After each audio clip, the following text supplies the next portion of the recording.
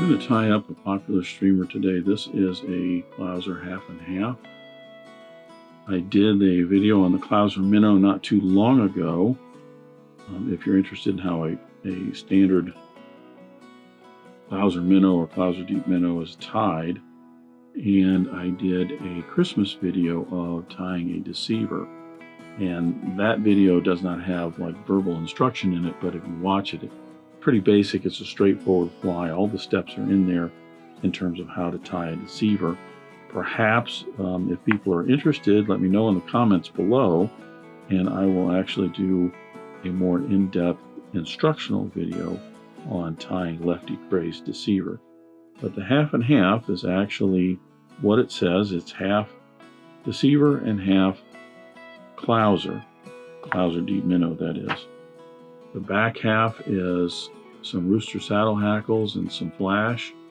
And then the front half is just your basic Clouser. Tying this in a Chartreuse and white combination today.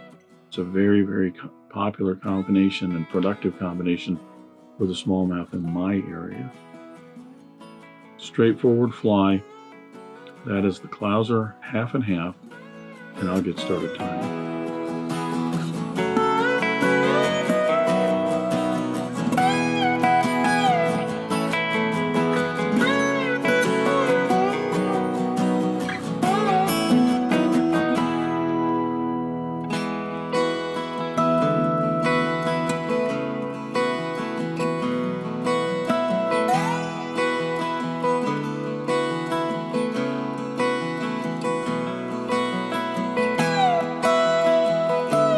I'm going to start the half and half with my hook on the vise. This is a Tiemco 811S in a size 2.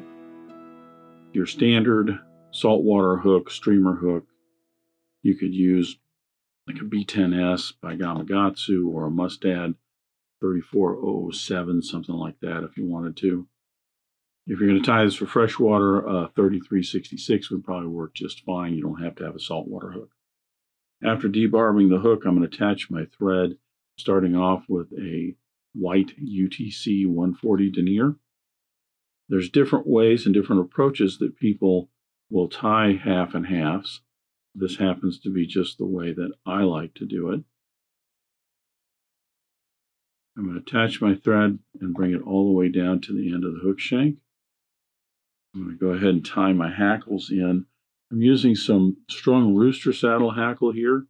These are rather thin. A lot of these hackles tend to be on the thin side, which is fine. I kind of like it because the rachis is very thin and they have lots of movement in the water. They're not that stiff. Now I'm going to just take 3 for each side here and match those up as best I can. I'm not concerned about these being just perfect. I want them to be overall about twice the length of the hook. I'm just going to tie these in on one side here. This is definitely a fly that you can go ahead and get a little sloppy with. Does not have to look perfect. I'll trim away the excess there.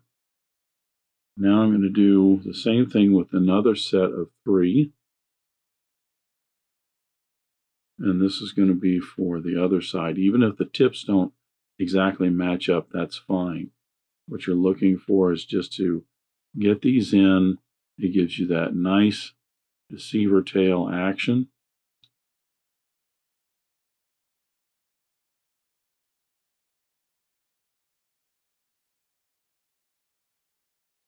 Trim away the excess.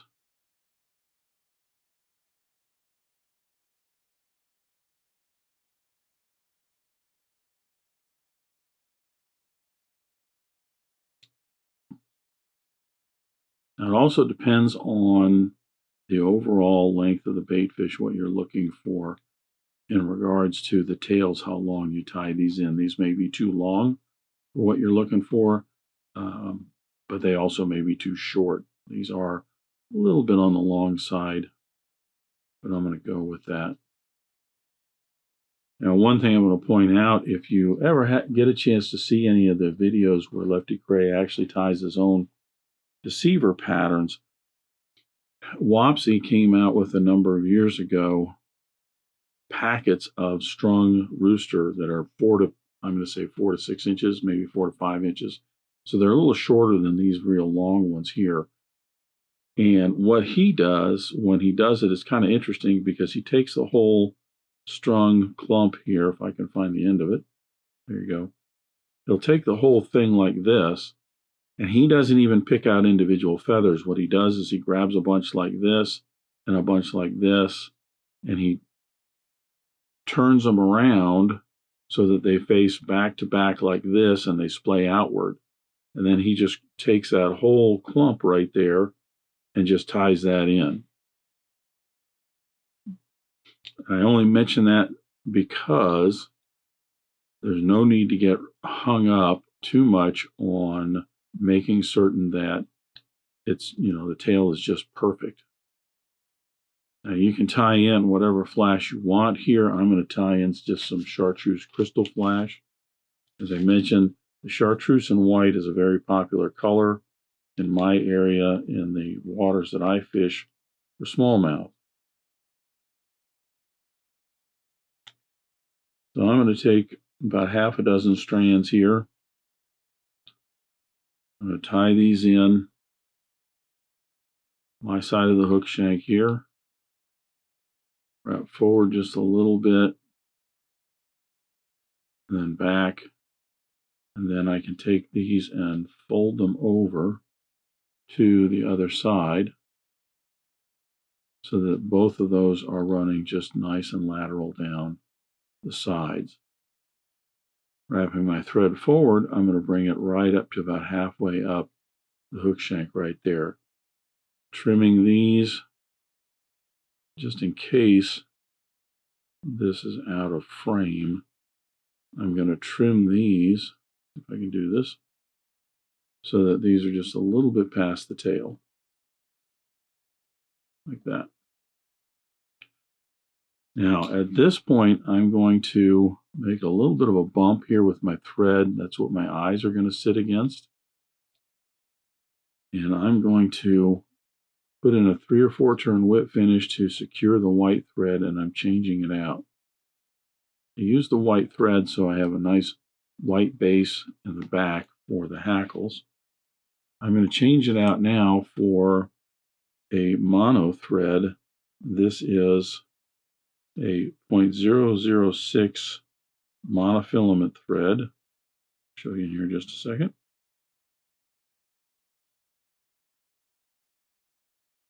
And the reason is because then the head of the fly will have the nice chartreuse and white coloring to it.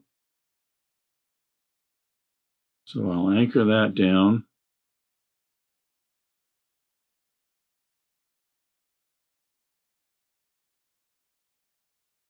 I'm going to put just a little drop, half a drop or so of head cement, just right here. That will not only secure that monofilament base, but it gives me a little support for the eyes that I tie in. I'm using a medium-sized Wapsi painted dumbbell eyes. These are red and black.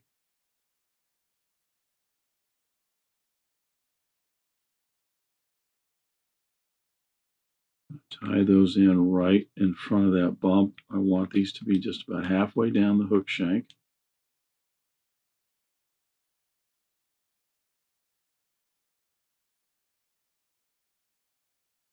Tie those in, and then I'm going to put some wraps in under the dumbbell eyes and over the hook shank. Once those are secured, I bring my thread right up to almost right up against the eye of the hook. That super glue in there will really hold that in well. So now we're ready for the belly, because remember, this is just like a clouser. The eyes are going to flip this over. It's going to run hook point up. Therefore, what we're tying in next is the belly of the fly.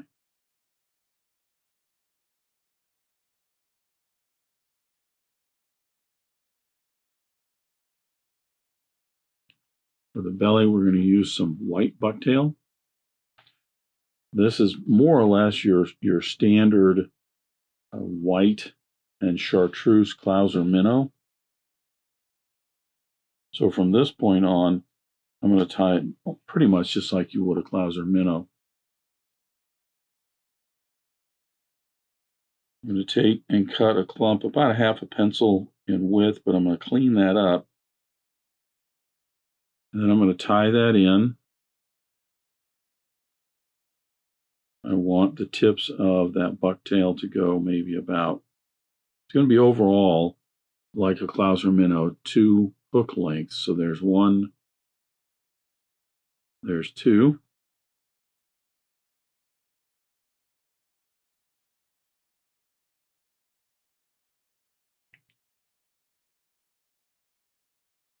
Tie this in right here on the side, get a few wraps to secure that in. Then I'll pull that bucktail backward and up over onto the hook shank, securing that in. I'll bring my thread behind the eyes here. Got 1 bit of bucktail there. Behind the eyes, I'm going to pull that hair down, wrap in a few wraps. I'm going to put in a checkered crisscross wrap here, just like you would a Clouser. And then bring my thread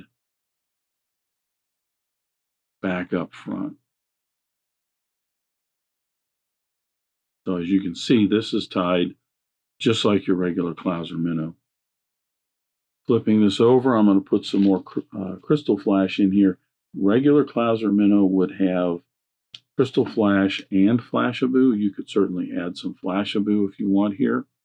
I'm just putting in a little bit more just to add a little bit more color along the sides here.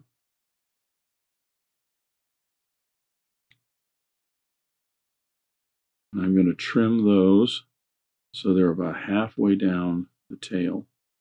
And give me just a little bit more flutter and a little bit more action along the sides of the fly as the water is cascading around it.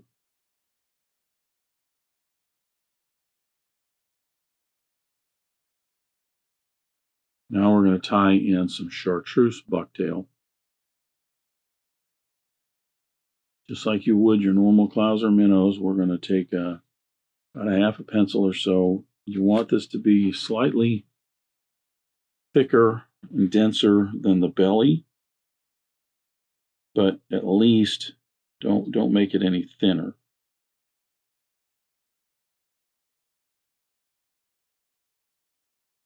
Cleaning that out. Take out some of these wild hairs. Trying to get that more or less all the same length.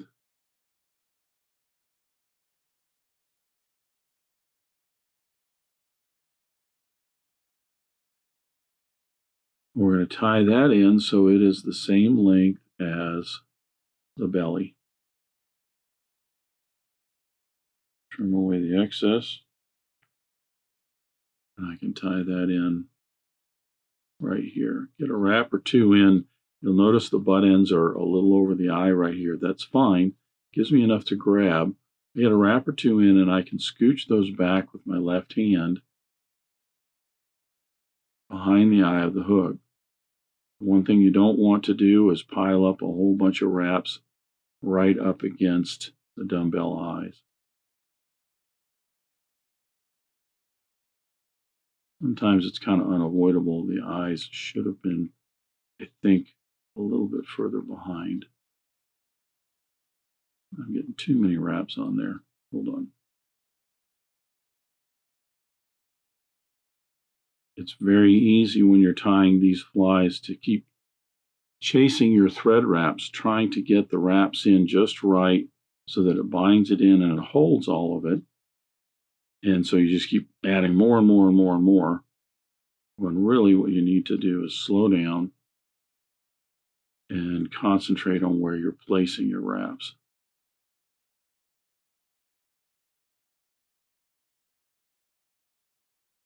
You'll notice that Chartreuse bucktail also scooched backwards a little bit on me as I was tying that in.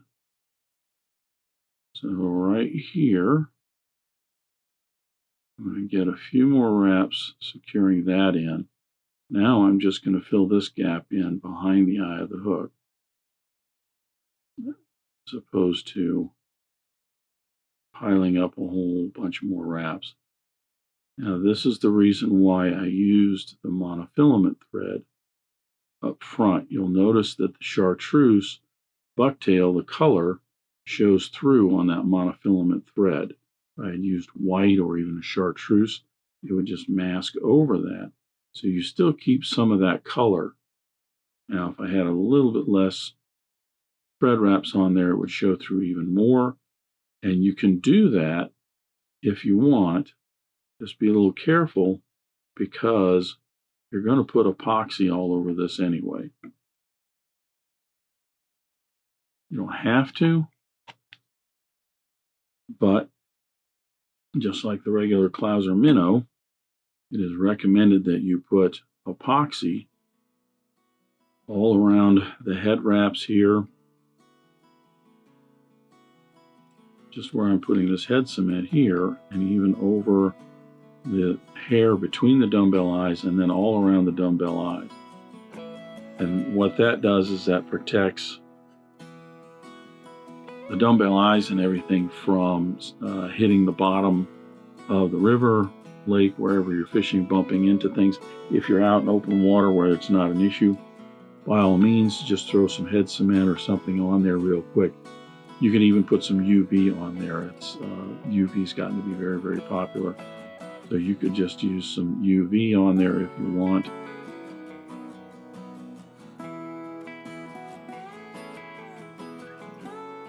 But there is your Clouser Half and Half. Fairly simple, straightforward fly. It's the back half of a Deceiver, front half of a Clouser Minnow. Lots of different color combinations you can do for this. I suggest looking around on the internet. There's some other really good videos out there on tying the half and half and color combinations. So there you go. Nice staple fly for the smallmouth in my area. That is a Clouser Half and Half.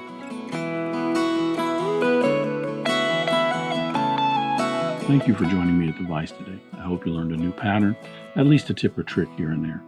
If you'd like to help Dress Irons, you can like, comment, share, subscribe, all those wonderful things for the video. You can also head out to dressedirons.com where you can buy flies, tools, stickers, and merch, or you can join a growing community over on Locals at the Dressed Irons Fly Tying Guild. You can also donate to Dressed Irons if you want through the link at the bottom of the description. I thank everybody for their ongoing support, as it really does help the creation of these videos. And what's important is to remember, only fly tying.